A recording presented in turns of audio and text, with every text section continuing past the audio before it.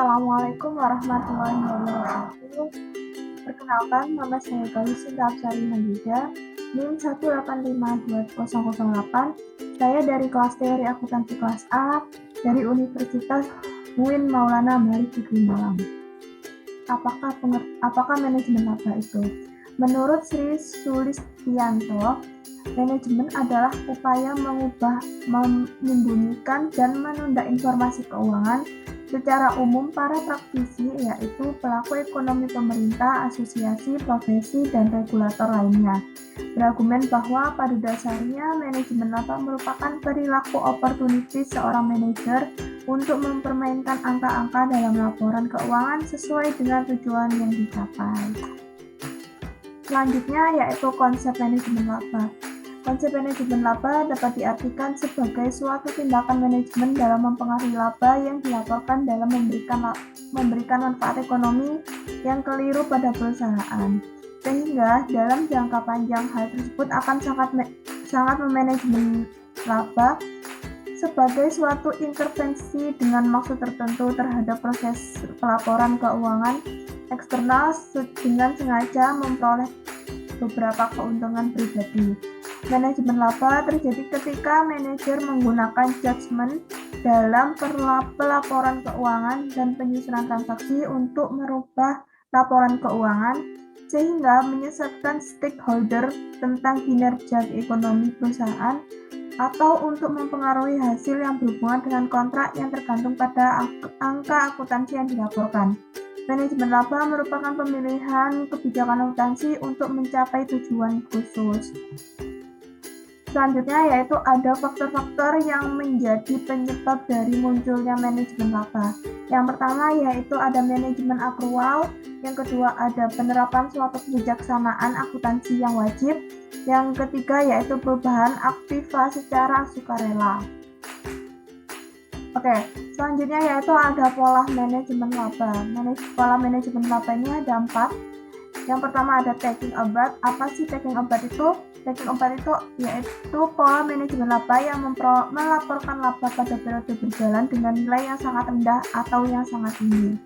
Yang kedua ada income minimization yang menjadikan laba di periode berjalan lebih rendah daripada sesungguhnya. Yang selanjutnya yaitu ada income maximization yaitu pola manajemen laba ini kebalikannya dari income minimization, melaporkan laba lebih tinggi daripada laba sesungguhnya. Yang terakhir yaitu ada income smoothing. Income smoothing yaitu pola manajemen laba yang paling menarik, yaitu dengan cara melaporkan tingkat laba yang cenderung berfluktuasi yang normal pada periode-periode tertentu. Selanjutnya ada manajemen laba sebagai strategi dalam akuntansi. Secara umum, manajemen laba didefinisikan sebagai upaya manajer perusahaan untuk menginvestasikan atau mempengaruhi informasi dalam laporan keuangan dengan tujuan untuk mengelabui stakeholder yang ingin mengetahui kinerja dan kondisi perusahaan. Manajemen laba terjadi ketika para manajer menggunakan keputusan tertentu dalam laporan keuangan dan mengubah transaksi untuk mengubah laporan keuangan sehingga dapat menyesatkan stakeholder yang ingin mengetahui kinerja ekonomi yang diperoleh perusahaan atau untuk mempengaruhi hasil kontrak yang menggunakan angka akuntansi dalam laporan keuangan. Oke, kita masuk ke pembahasan kasus. Ini kita ambil dari perusahaan Kimia Farma. Akuntan PT Kimia Farma Tbk atau PT KAEF melakukan praktek e-learning manajemen melalui manipulasi berbagai prosedur akuntansi di bagian persediaan, produksi, penjualan, keuangan, dan metode akuntansi serta mengeksplorasi unsur pembentuk laba melalui pengakuan transaksi, penilaian account, pengukuran account, serta penyajian dan pelaporan account dalam laporan keuangan. Perlakuan akuntansi dilakukan treatment dalam rangka mencapai target laba yang diinginkan oleh semua pihak, yaitu stakeholder. Hal ini disebabkan telah ditemukan kesalahan yang cukup mendasar. Pada laporan keuangan Restated, laba yang disajikan hanya sebesar 99,56 miliar atau lebih rendah sebesar 32,6 miliar atau 24,7% dari laba awal yang dilaporkan. Nah, timbulnya kasus-kasus tersebut yaitu dari kesalahan penyajian dalam laporan keuangan PT KAIF. Yang kedua, ada kesalahan tersebut terdapat pada unit-unit. Yang pertama yaitu dari unit industri bahan baku, yaitu kesalahannya dari kesalahan berupa overstate penjualan sebesar 2,7 miliar. Selanjutnya ada unit logistik sentral, yaitu kesalahan berupa overstate persediaan barang sebesar 23,9 miliar.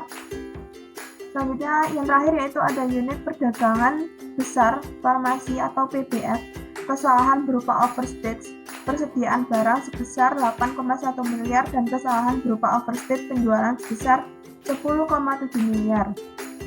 Dan kesalahan yang ketiga yaitu ada bahwa kesalahan penyajian tersebut dilakukan oleh direksi periode 1998 sampai Juni 2002 dengan cara membuat dua daftar harga persediaan atau master price yang berbeda, masing-masing diterbitkan tanggal 1 Februari 2002 dan 3 Februari 2002, di mana keduanya merupakan master price yang telah diotorisasi oleh pihak yang berwenang, yaitu Direktur Produksi PT KAIF.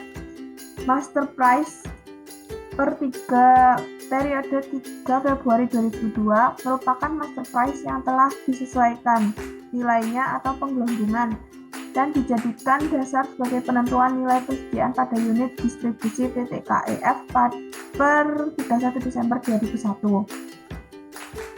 Yang terakhir yaitu melakukan pencatatan ganda atas penjualan pada unit TBF dan unit bahan baku. Pencatatan ganda tersebut dilakukan pada unit-unit yang tidak disampling oleh akuntan.